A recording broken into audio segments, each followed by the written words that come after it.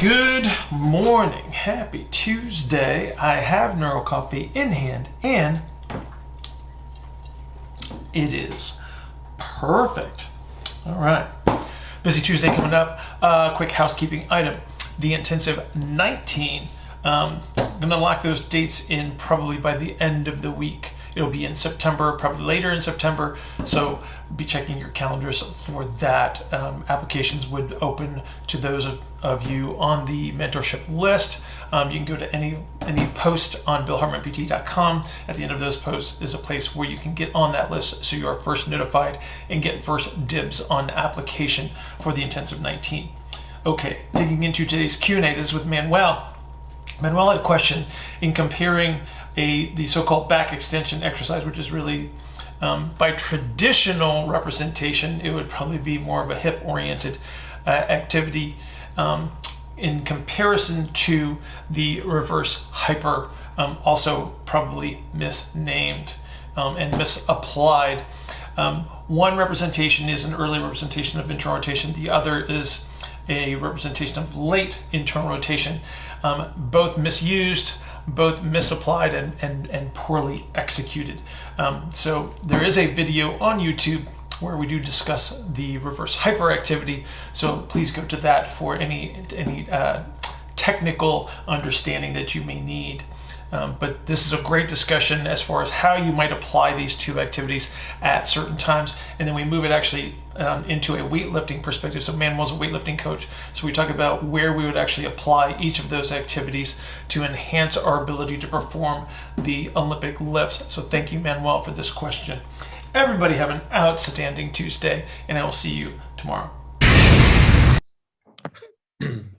Manuel, the beard is looking strong, by the way. I know. I feel like Austin a little bit. It is thick and well kempt. So yeah, nice work. Nice work.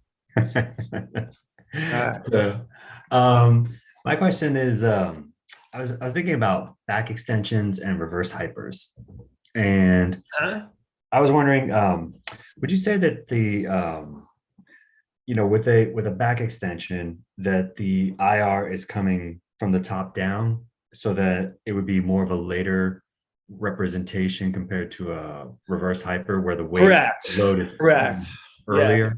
Yes. Okay. Yeah, there's a little bit of a difference there in the application for sure. Yeah. Because think about it, it's like when you do the reverse hyper, you just don't have the ability to drive as much proximal to distal force. So it doesn't go through with the back extension element because of the foot plate. Mm-hmm. You're able to deliver more force under that circumstance, for sure. Right. Yeah. So what do you think is the if you were to hold them at parallel, so like you're flat with a back extension, or your legs are up on a reverse hyper, and you're doing the perturbations, kind of like what you did with the glute ham. Yeah. So you're still driving IR from the top down on the back extension and bottom up in the reverse hyper, right? Yeah. Generally speaking, yes. Yeah. Okay. Like I said, it's very you've always got force going in both directions, right? Because you're applying a load. But when you look at the bias of the direction of the energy, that's what we're talking about. But yeah, for sure. And again, both useful at a certain time and place, right? If it's executed appropriately, right? Because you can turn both those exercises into nightmares for people. Oh, for sure. Yeah. So I guess I was could you go more into the benefits of each one in terms of you mean like the early representation of ER or IR versus the late representation of IR? I mean, is that what we're? Yes. Go ahead. Sure. So okay. So use the finish the as you said, the straight position. Okay. That is IR, right? When you in a perfect world, that would be IR. Okay. Most people end up doing it in an ER representation, which is the mistake, which is the problem. They reinforce when we're talking about movement capabilities. From a performance standpoint, if you were a sumo deadlifter and I was going to put you on a back extension or a reverse hyper, I would teach you how to finish in ER, because that's where they're going to end up finishing their pulls.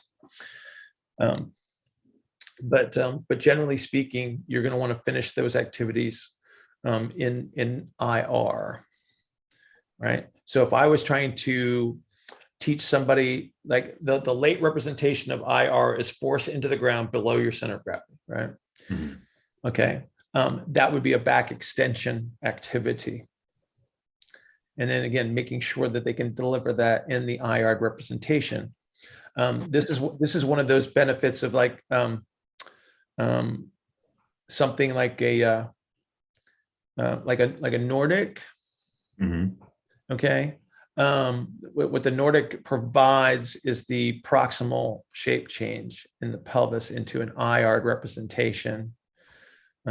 When people start to make ground contact, they can actually shape change into IR, so they can start capturing the force into the ground. Because if they try to do that in ER, they tend to get a hamstring strain, right?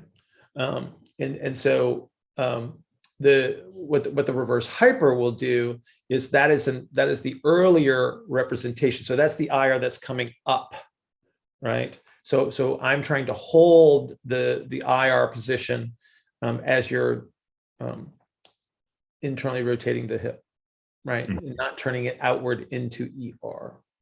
So that's to position the pelvis. So in that early phase, so when I'm trying to capture the initial internal rotation, right? So if you got somebody that, if we were to look at a table test, that would be somebody that would not have traditional hip IR available to them.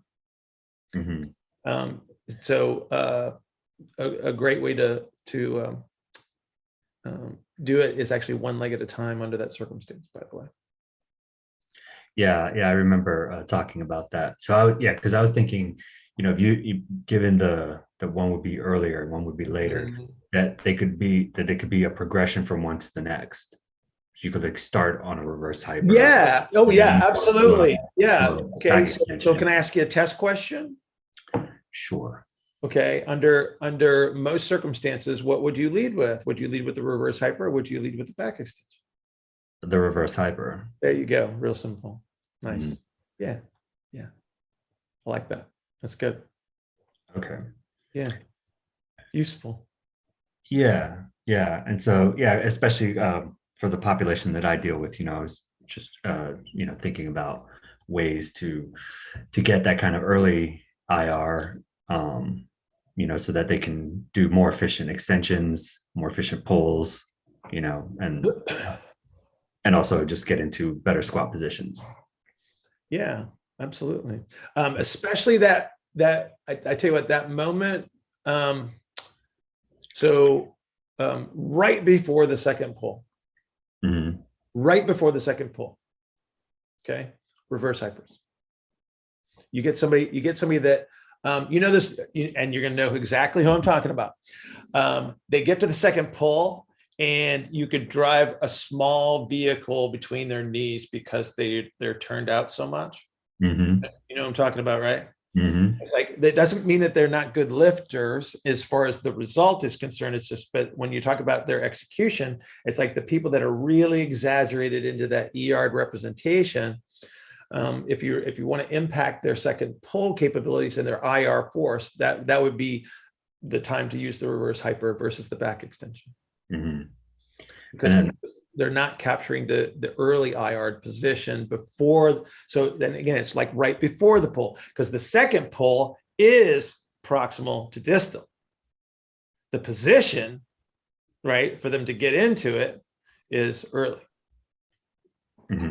So we're talking right above the knee, right? Yeah. Okay. You see, and I like, if you, I know you like, you can feel the lift, like you watch somebody do the lift and you feel what they're doing. You know what I mean? That's why I call it exercise empathy. It's like you have that because the number of times that you have seen it and done it, it's like you know exactly what they're feeling under the circumstance, and that's how you communicate with them. And so you can tell it's like right before they apply that impulse to the ground at the second pull, it's like that position is going to determine your exercise selection, right? Yeah.